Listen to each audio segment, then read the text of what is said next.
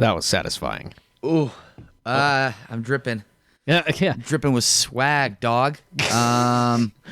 Good morning, good afternoon, and good evening, wherever this podcast of the Exhibition of Speed podcast may find you.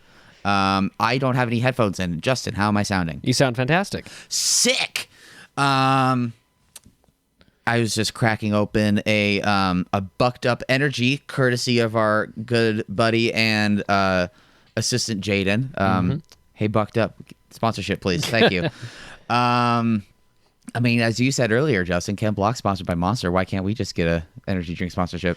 Aren't we the same? Yeah, totally. We're totally the Hoonigan Media Machine. Yeah, 100%. No, that's a joke. Yes. We just finished. What was effectively We finished. Oh, well, yes. And what was effectively a 4-year-long finish. So it was we'll call it video blue balls. We have had automotive media blue balls. We've been climbing and climbing and climbing, and we've finally hit we definitely anyways, moving forward. We finally finished something. So, we finish things a few times a year. Which is something that's actually due to change in the coming weeks. But this video is one that was 4 years in the making. This video, we've talked about it before.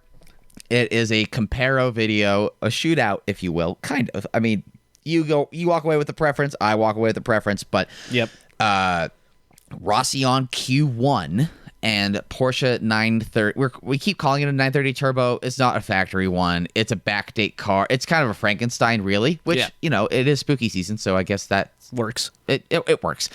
But we've tried to film this Rossion Q1. This is now the third project we've tried to shoot with it. Once in 2018, once in 2019, and then the pandemic happened in 2020, and also the thing that happened in 2019 made it a setback, which the pandemic absolutely did not help with, and then also other people outside of us making it rather difficult for any kind of progress to be made on that car's repairs.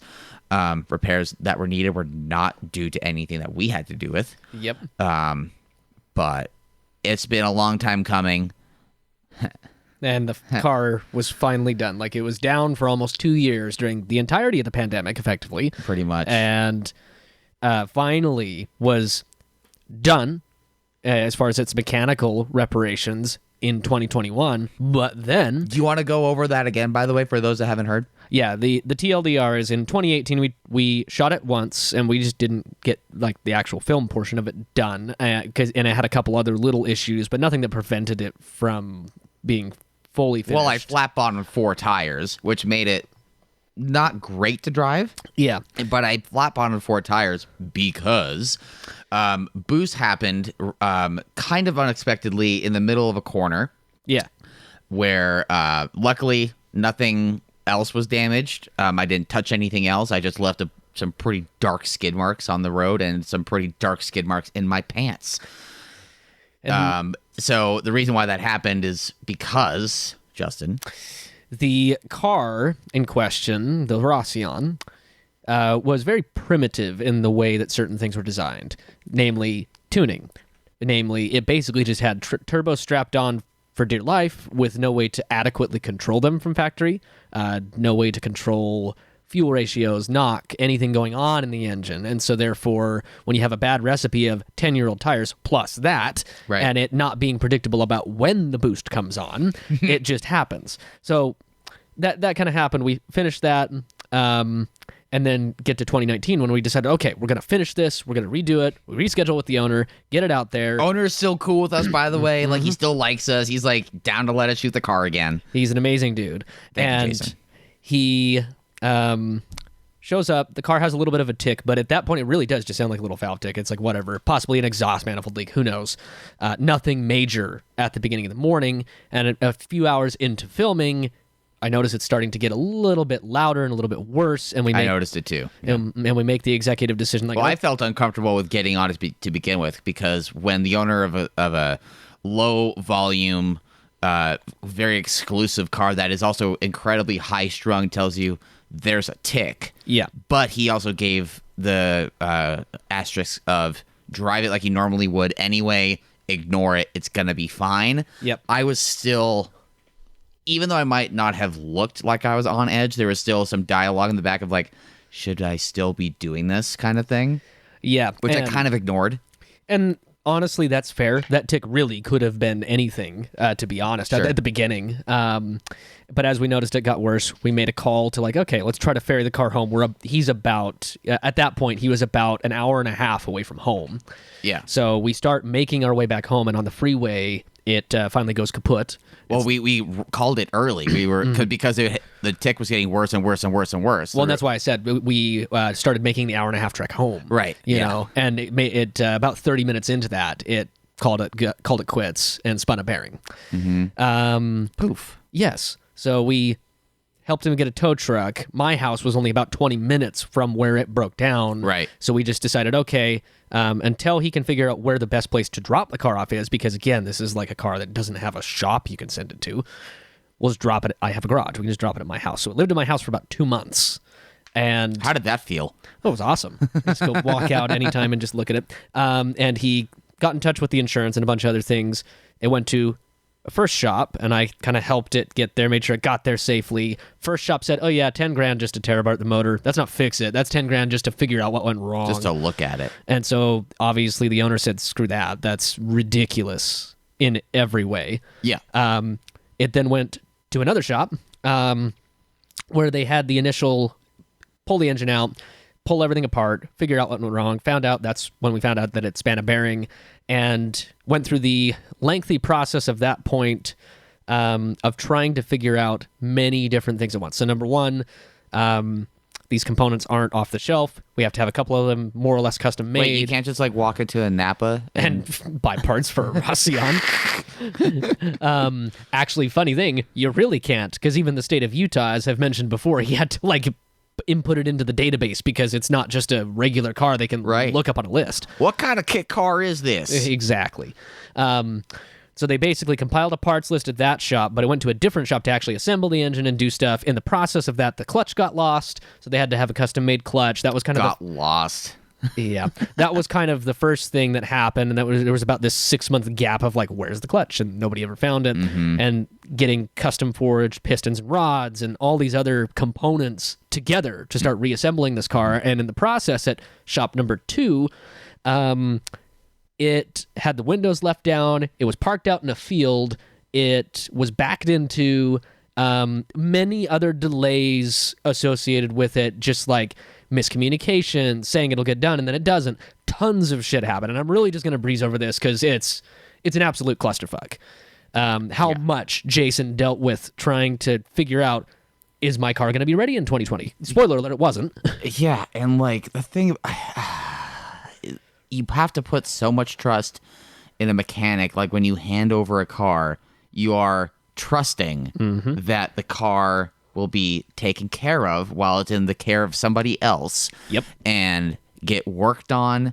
It'll be productive, and you will get your car back from that person. That is the expectation when you hand over the keys. Yep. Guess And what? didn't fucking happen. And so at this point, like, where, he was about a year and a half into this incident and had like, okay, more or less assembled the majority of the parts, but did not have, it basically wasn't together. Like the parts were all there, but It's kind of in shambles. It was in shambles, partially there. So it got dragged off to a fourth shop actually at this point, to get assembly done, get the, and that's when they actually figured out the clutch was missing after all of these moves. Right. And so that's when they got a clutch made, and The custom clutch, though, it's fantastic. it's great. I mean, it sucks that it had to happen that way, but man, is the outcome, quite lovely. It's about the best balance of it grabs fast, but it's exactly as you expect. Yeah. It's lovely. Car finally gets together at that point, and this is early 2021 at this point. So we're almost 2 years into this, but the car's physically more or less together in one piece. But with some of these new tweaks and some cam tweaks and all these other things that have gone on, it needs a tune at this point to run properly. And he also wanted to add, at that point, he was also toying with the idea of changing out the turbos and a bunch of other stuff. But he settled on, okay, let's just get a custom tune done, add traction control, add knock sensors, make it so it can actually function properly. Right. So then it goes off to a fifth shop, which is the tuning shop. Jesus. Well, the fifth is that JR? The fifth is JR, who's a really well-renowned local tuner. Oh, yeah. He tunes a bunch of like Supras and like RX-7s and R32 GTRs and stuff. And he's also tuned that guy with the Ultimate. Or sorry, the Ultima. Did he call it a GS? He called it a G12. A G12? Yes. Okay, gotcha.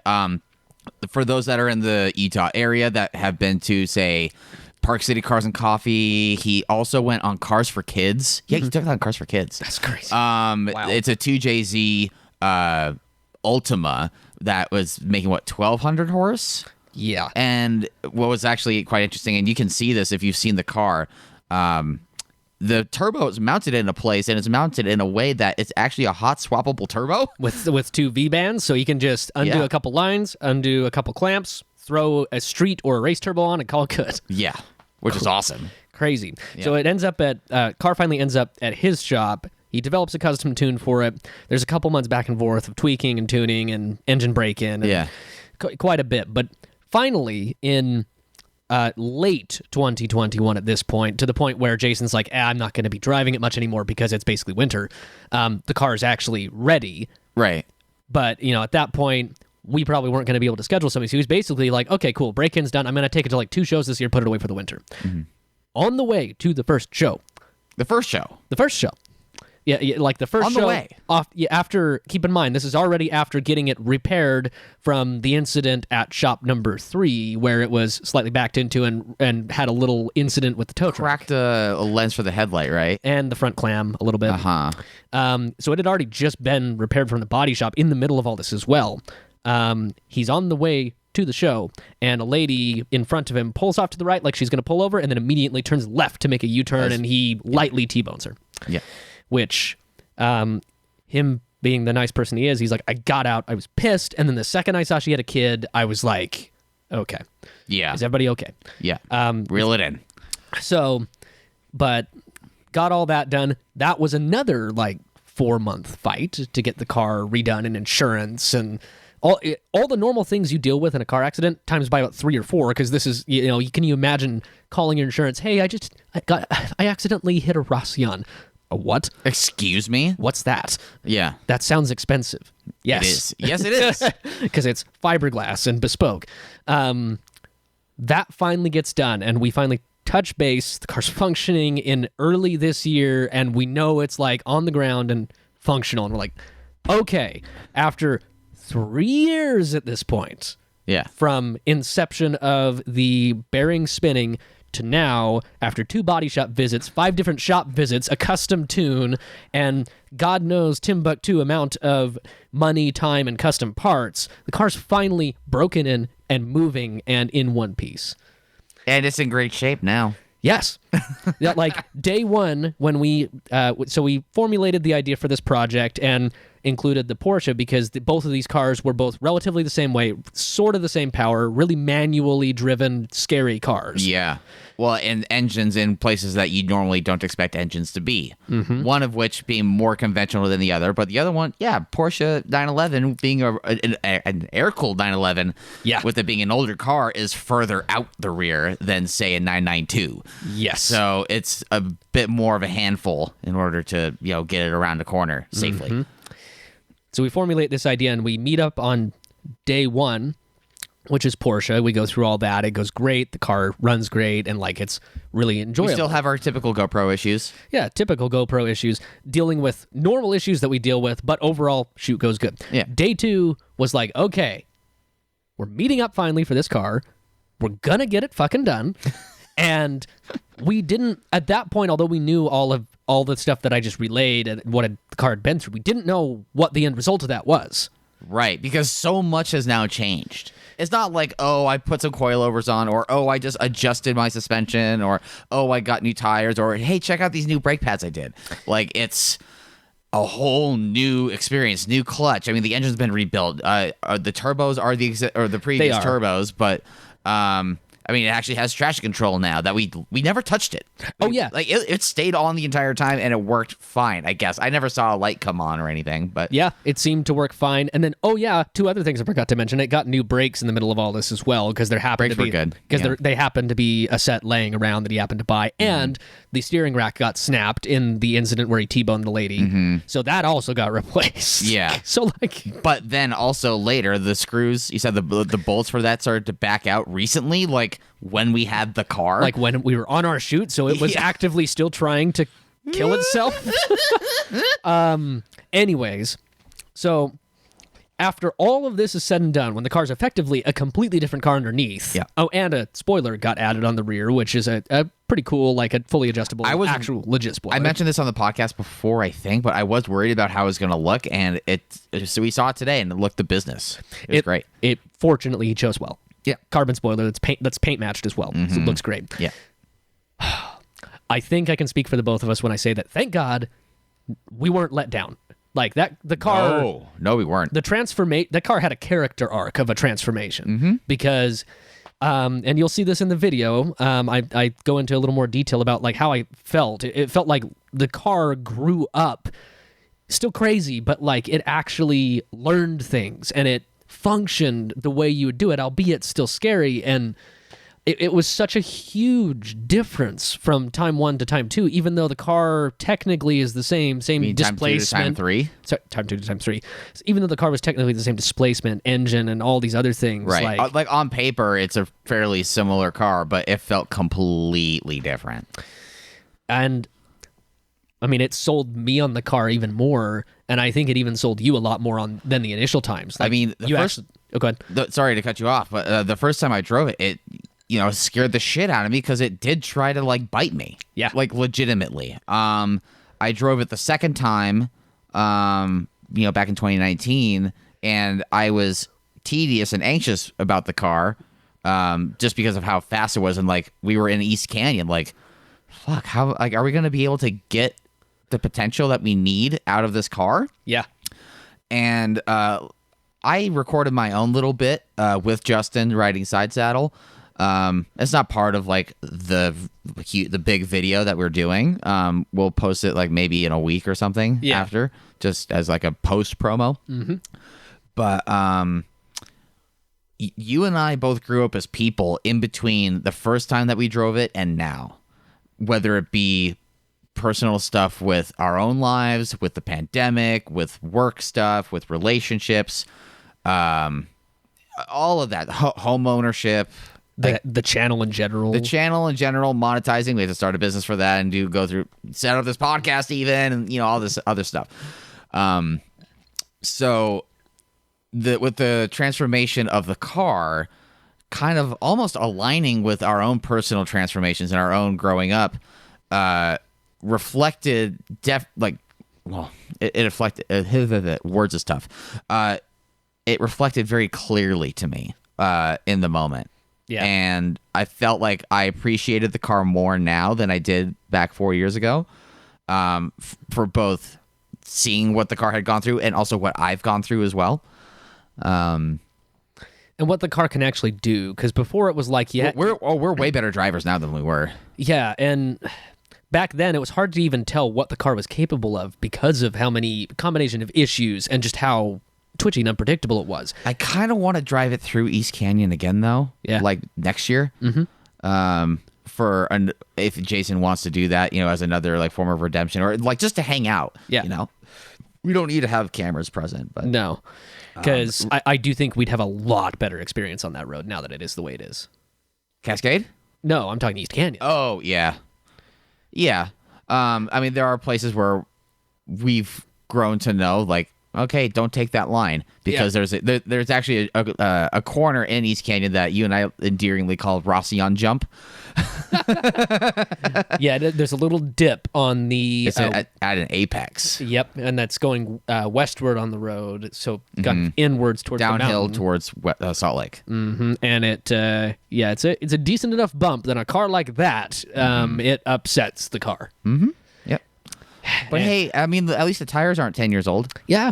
I mean, it's actually, you can actually count on the rubber sticking to the ground. That was the other thing about like why the car spun out. Like, sure, if it had new tires at the time that we drove it first, but the ECU was still like, stupid, then like it might have had the same result. But the tires were a decade old when I drove it, and I didn't know that going into it. I mean, this is why we also need to always check cars when we get them. Of like, okay, how are the brakes? Like, ask the owner, like, how are the brakes? How are the tires? Yep. When was the last time you got your fluid flushed?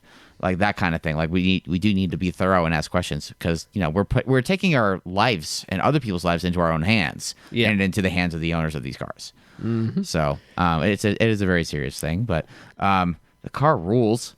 The Porsche was awesome too. Yeah. I got to, while under my caretaking of the 930, got to drive my dad in our neighborhood, which was really cool because I remember hearing the mostly very similar sounds and everything about writing about an old air-cooled car in the side seat, but driving but with my dad, the person who drove me around when I was a kid.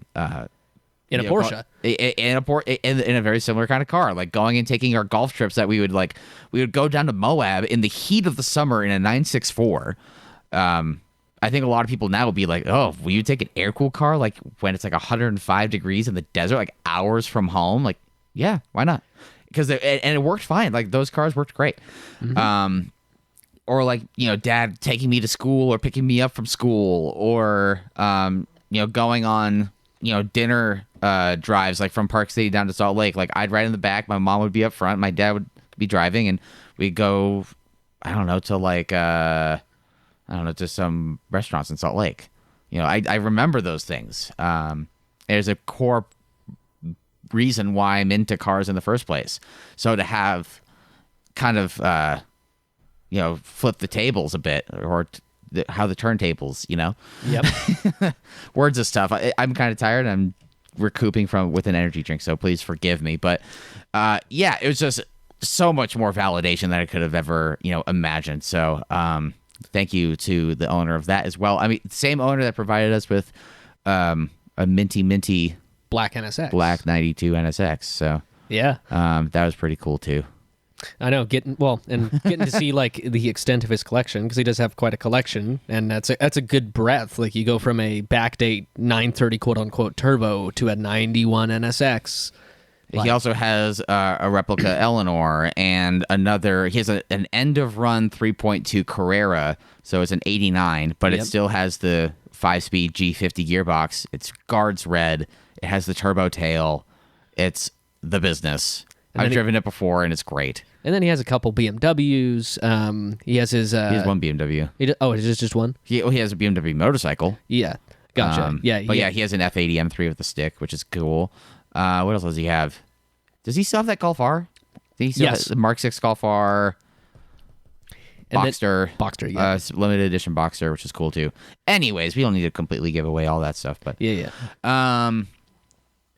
I'm tired, man. Yeah, we just got this done. So the shoot that we just did today on the 29th of October was a reshoot due to some camera issues, which mental difficulties. Yeah, which I mean, I'm gonna take the fall for this one. As per usual, I'm director of photography for us, and the way that I set cameras up and the way I set our cars up. It was not conducive to the best visual aids. And so we didn't really realize that until we had already filmed everything and returned the cars to their respective owners. And we got back here and we looked at it and we're like, oh, fuck. It looked great for the cars, but basically when you're trying to have... Looked great for the cars by themselves. Yeah, but when you try to have... it gets really difficult when you try to have cars, 1, 2, 3, however many, and then people. You now have not just one subject, you have a minimum three subjects. And multiple people, too, because if we had, like, one person standing next to one car, that's easy. You can have one camera shot. Oh, yeah. Done. Mm-hmm. But when there's 3 cameras, 2 people standing next to 2 cars, we're backed into a corner of a parking lot, on one of the craziest days of the year to be in that canyon. We didn't have a whole ton of options. That was our options. But But luckily, kind of like the rest of the film too, with like waiting the 4 years to drive the Rossion again, or I guess 3 years. When we went to go shoot today, well, actually no, let me rewind this. When we shot the round table the first time, it looked like it was April because there were none of those leaves had changed or had fallen or anything. They were still like pretty lush and green, which is weird for like the third week of September. You'd think that like they would have changed already. Well, and I think I know why. So elevation is one of them. It's elevation is the biggest one because up, things change from top to bottom on the mountains due to elevation, temperature, and stuff like that. Yeah. And down at the bottom here, next to a creek, it's still relatively stable in temperature. A lot of water running through like the soil and stuff when getting into roots. So the leaves hadn't changed yet. Fast forward to what, 5 weeks later now? Has it really been 5 weeks? No, it's 3 weeks because it was October. It was like October 2nd. Yeah. Okay. So 3 weeks later, the leaves had fallen, but like they had fallen exactly in the same positions that we would have the cars in. So they were all on the ground. So like these beautiful yellow aspen leaves, they were just like scattered, like some set designer had done it for us already. Set designer being Mother Nature, of course. Yeah. So that was pretty surreal to be able to like go back and do it again and do it proper. And for some reason, you and I were both in a really good groove for presenting, and we didn't feel rushed. We didn't feel rushed, but got out early.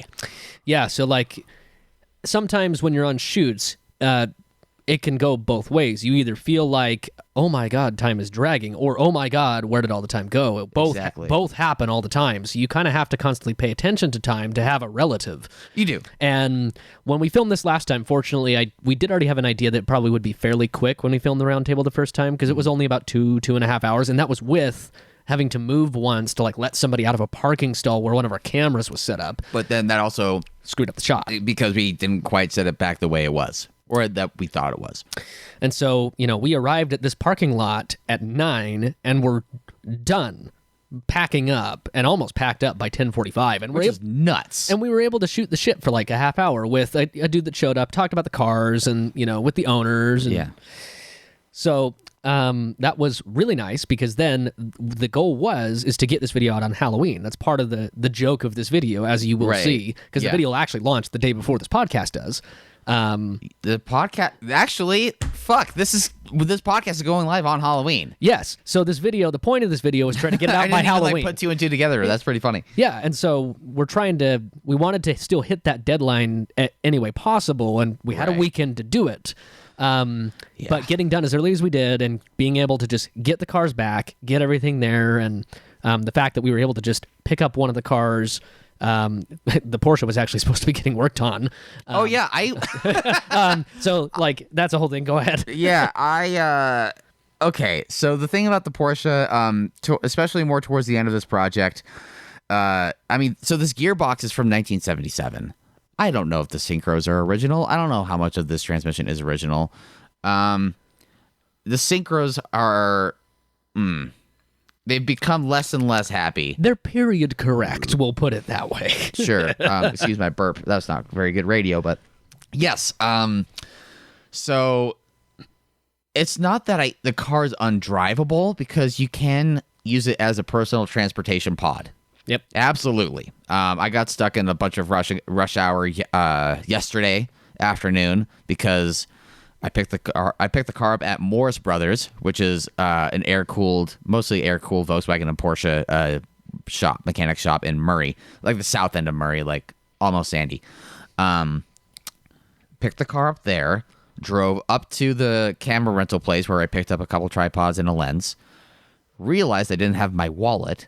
I wasn't going to pay for the stuff anyway because I don't have to do that upon pickup. I can do that upon drop-off. Mm-hmm. That's been the norm anyways. I picked the stuff up, realized, shit, I don't have my wallet. It's in my Fiesta, which is at Morris Brothers. So I drove, this is in the late afternoon.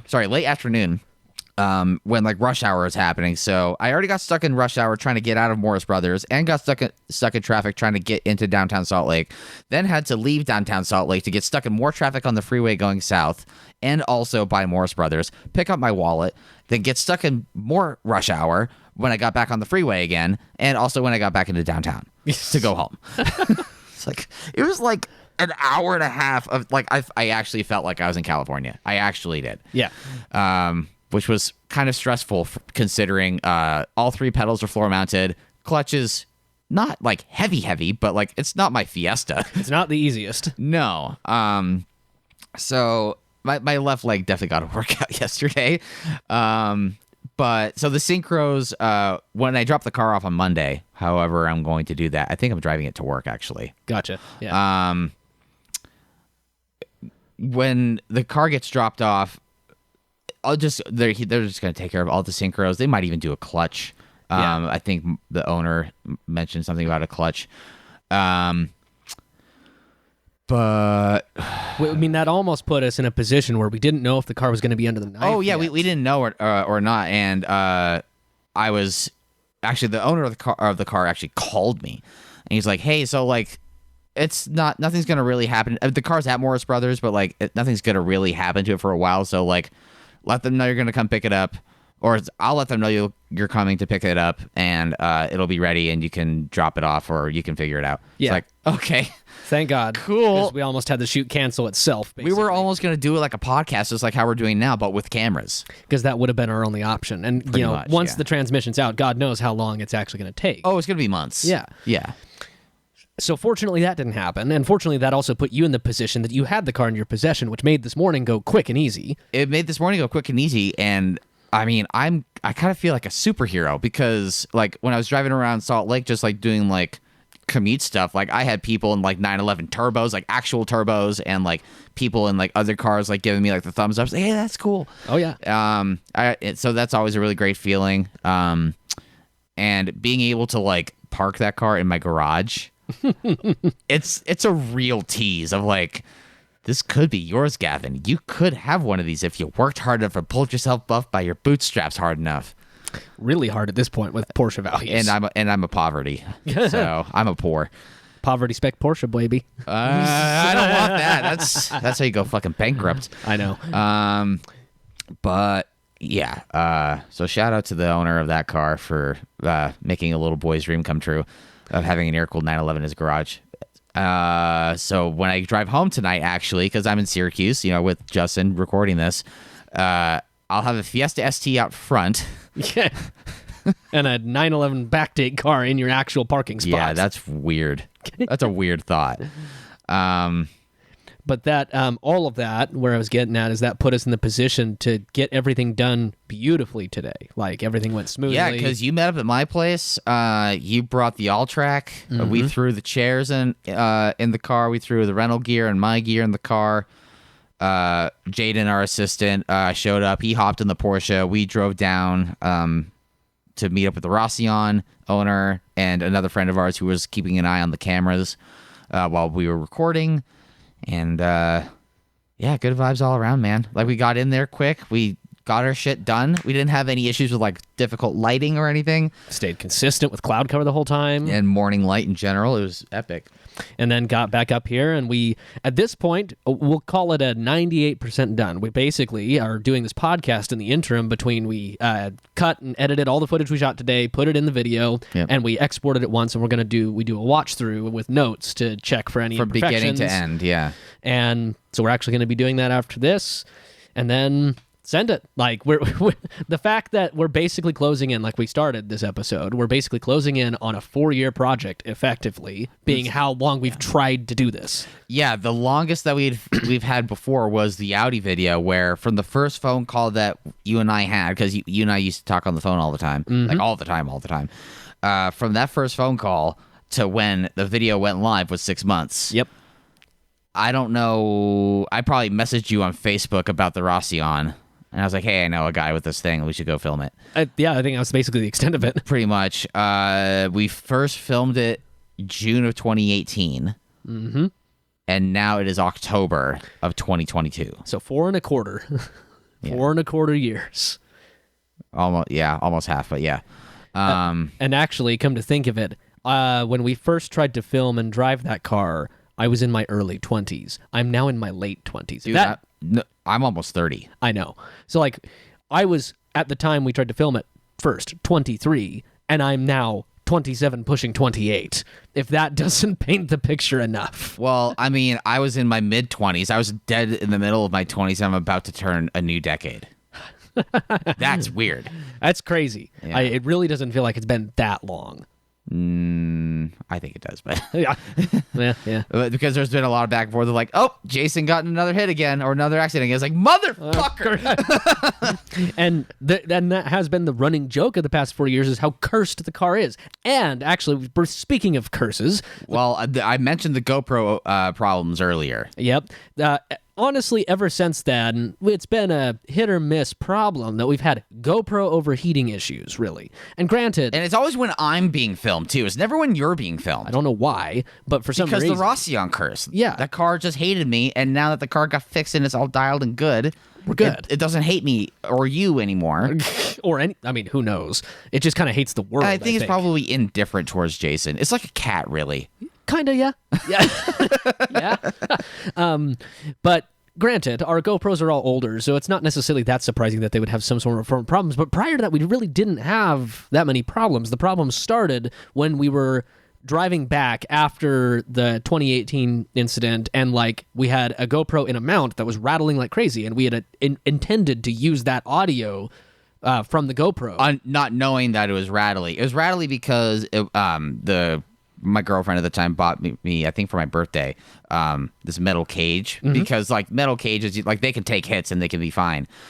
So she got, no, maybe it was Christmas. I don't know. Whatever. It doesn't matter.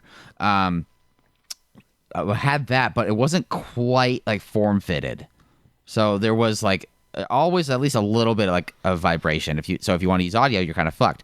Well, when you're traveling at high rates of speed with 4 flat bottom tires, with a GoPro that also is in a rattly cage, it's not good. It's unusable, straight up. It's just garbage. Which is part of the reason why, even though we already knew we needed to refilm anyways, just due to not getting a lot of shit, why we ended up doing the refilm the next year to begin with, because we couldn't use it. Yeah. And I think we also, I was unhappy with the roller footage because I was driving the car on camera for roller footage. You were driving my Forester as camera car. Jason was riding shotgun. My friend Paulina was riding shotgun with me, and her boyfriend was filming. He's a film school guy. Yeah. He was filming me driving, like doing rolling shots, but like, I don't know. I feel like you have to have kind of a trained eye and like kind of do what we do in order to understand what we do. It's a very different type of shot. It's very niche. And so I was kind of unhappy with that. And roller footage have been kind of a staple of what we do. And so when that kind of goes wrong, it's like, okay, we might as well do another shoot day. Yeah, and so really ever since then, with that GoPro issue being the start of it, we've just had constant GoPro issues all the way, even through literally the day before filming the in-car of the Rossion with the Porsche. Yeah, because it overheated with me. And we had to swap cameras. Which is why you will see a slightly different look for the wide GoPro interior showing both myself and a special guest riding shotgun. Yes, and we can acknowledge the guest because they might have already seen it. By now you should have fucking seen it. If you haven't seen it, go watch it. What are you doing listening to us? Go watch it. Death joined us on this entire shoot. With death by my side. Literally. And then when we filmed Rossion... And your side, too. Yes. And then when we filmed Rossion, finally, we had no GoPro issues the entire time. 3 GoPros running for the entire hour. Yeah, we had a GoPro on the back filming the wing. We had one GoPro on the driver, being you, and one GoPro as a wide inside filming both you and Death. And these GoPro issues had even gone as far as, like, not just overheating, but, like, flying off cars. Like, that happened on NSXs. That happened on the Porsche shoot. The NSX one was my fault. I was doing 120 with the GoPro on the front outside, and the wind caught it. That's a me problem. I don't think that's a curse problem. I was just being a dingleberry. But they should be able to withstand that. They are rated for more than that. Yeah, it depends on the condition of the glass, and it depends on the condition of the suction cup, and the heat, and the atmospheric pressure. And it does, but the point being that we've even had those problems on like the Porsche shoot where it came off on the Funny rear. enough, though, I also had a GoPro fly off the back of another red Porsche owned by the same person. Yep. 3 years before that one. Fly I off. drove Nate's 964 and the same shit happened. Yeah, fly off and go through the wing and magically not hit anything, thank God. But Yeah, I don't know. Maybe that's actually part of the curse because we'll make your GoPro fly off. Yeah. But it won't. But no other repercussions. Just fuck your GoPro. Man, That's got to be it. but it broke. So at that point, we'll see the next shoot how GoPros go. But being that the Rossion finished its session with 0 GoPro issues with over an hour of filming, I have high hopes. And me too. And that's a great feeling to have. I mean, I have high hopes for getting this project done. I have high hopes for us with our work ethic and putting in the effort. I know. And this project, I was talking with Gavin earlier. Fortunately, I can say this video has kind of culminated in a lot of different things we've tried to do. We've got some killer drone shots, some even killer roller shots, since you mentioned roller shots just a minute ago. Oh with my God! The leaves and Porsche. I mean, my roller shots were great. I'll pat my own back for that. But your drone shots, dude, you've come so far in. So the first project we really had you on drone was for minis, right? Yes. I was lukewarm at best with the content that you got from minis. There was one really cool shot at the end of the day in East Canyon where you went down from the mini on the road, and you panned up and you showed the skyline in East Canyon, and that was really, really cool. But that was kind of that was the only one I was really happy with, really. Yeah. You got banger after banger after banger with Porsche and Rossion. Thank you. Yeah, I've finally gotten used to it because it's one of those things where you get a new toy, you have a period, which is where the minis was in the middle of, where it's I don't know quite how to control it. I'm still a toddler, as it were, with... You were learning to walk. Yeah, with just how to control it, because you're not only trying to control a camera, you're also controlling a thing that's flying around with independent controls to the camera. Right. So you have effectively 8 different axes of potential motion. I mean, the big boys have one proprietary person for gimbal, one proprietary person for camera settings, one proprietary person for the blades. Yep. And a director. Yeah. And so I had to, you have to kind of be all of those. And it's easy to get, I'll put it this way. It's easy to get basic functional drone shots because you can just fly towards a mountain and it'll look cool, right? Yeah. It's very different when you're trying to focus on that at the same time as a moving car on a squiggly road, so it's changing position in the frame constantly at 30 to 40 miles an hour. Right.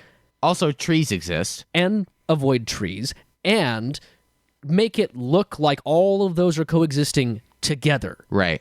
Because so you're not shooting too much of the terrain, too much of the car. You're trying to show the whole picture from the air. Right. And finally, this project is where I was able to do that. I was able to touch it a couple times on NSXs. There was a couple of them that worked pretty good.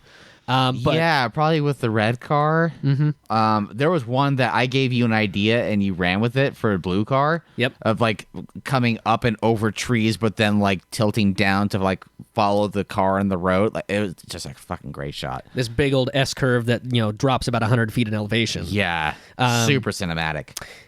And then finally, now I had gotten to the point that I physically felt comfortable with flying the thing and not crashing into anything. Right. Along with what I actually did, which I do actually think helped, is I rode in the car with.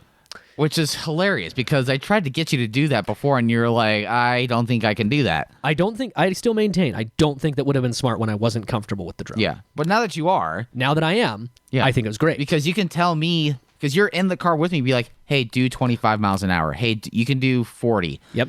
Or hey, drive as fast as you can through these corners because you're going to need to. Yeah. And that helped both him as a driver and me as more or less acting director at that point when I'm trying You were a director of photography for aerial footage, 100%. And that helped it all kind of come together. Unfortunately, I also didn't get car sick. That was one worry I had, is because I have to be staring directly down at my screen. I cannot be looking up at the road. Don't even. Because I have to be doing that, you never know what's gonna happen. because that is one of the things that induces motion sickness is like feeling motion but not seeing it. Right. But I think being able to look at a screen where there was motion happening still actually probably alleviated that. Oh, that's interesting. Because normally if you're just reading on your phone, you're not actually seeing motion. You're just reading text, but feeling motion. Right. This, I am seeing motion still in the viewfinder. Yeah. So a nice little halfway point, at least. So I think that helped. But yeah, I'm quite proud of all of that. And the greatest part to me is that we took all that drone footage, we used a ton of it, and we still had a ton we could use that would have been great. We chose some really banger bits, and if we needed more, we could have chosen more. There's like about 50 minutes of footage from each car. Mm-hmm. And then finally, actually, I think it'll be kind of cool to mention, because I still need to like look at this, and I'll do this on my own time. We ended up also using the drone to film those longboarders. Oh, yeah. So we ran into some, I think they were German? Yes. Yeah, German longboarders. One was an American that was kind of like acting as a host family kind of thing. Mm-hmm. And we were, with the Porsche in Cascade Springs, and they saw the car like, oh, this is so cool. And like, I was kind of doing my normal thing. I was like, yeah, it's a 930 turbo swapped car. Here's the hood. And like, they were like so into it. And the sheer placement of where we were, there's a little parking lot at the top of what I endearingly call the corkscrew, because it is like a corkscrew. And you were breaking out your drone just to be productive, and because that's, I think, the next thing we were going to do. And they're like, hey, can you get a shot of us? Yeah. Like with the car and like going down this hill. It's like, yeah. Okay, sure. Like, when else are we going to get this opportunity? So we got to film 6 longboarders and the Porsche going all down the corkscrew at the same time. I was following behind them, and like one of them like ate dirt or whatever, like ate shit, and I had to like go around them. And I got it on camera. You did get it on camera. Thank goodness. I didn't miss that. Look at you. The wrap up of that is that, like, I do believe that this film encapsulates a lot of the things that we've learned, and a full growth period of that 4 years, cinematically, storytelling wise, car wise, like a lot of things. Mm-hmm. I think do wrap up pretty well, and I do think we got some of the most banger shots that we've ever gotten. I mean, we pushed ourselves, pretty hard on this project with quality control.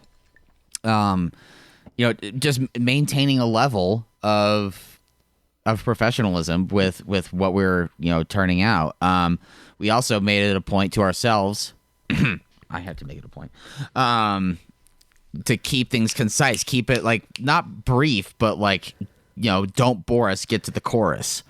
I mean, I would say it's a combination of you and other outside influences, and even things. There was a dinner that I had with somebody that we had a conversation about this, and I relayed it to you. Yeah, and it's something that I think we've both felt on and off for a minute, just with how long some of our projects have gotten. Yeah, the Audi film was an hour and 45 minutes. Yeah, and although I think that's cool as a feature piece, it at the same time probably could have been an hour even. We probably could have cut. Well, we rambled at the end quite a bit.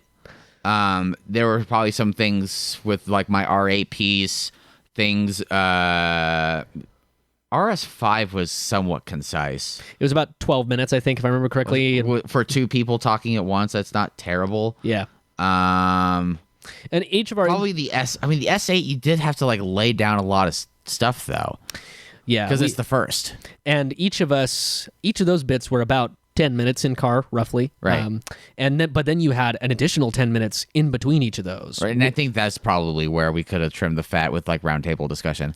Yeah, and whereas with this one, each one of our in-car reviews is down to 8 minutes, and each one of our in-betweens is only down to about 5. Yeah. And it really brought the piece together. 2 cars. Yeah, it really brought the piece together, and I think that is going to be key. I think we can still do longer stuff, but I think longer stuff needs to have certain elements a lot more than existed in like the Audi film to keep it good. Because there is a place for that. Otherwise, movies wouldn't exist, right? Sure. But I think this will allow us to condense things like we did here, have a place for that, and then also on our longer stuff, which will still be like 30 minutes to an hour, even though it won't be an hour and a half, which is fine. Keep cinematically and storytelling wise a lot more going on than we used to. Yeah, 100%. We use music now, first of all. Yeah.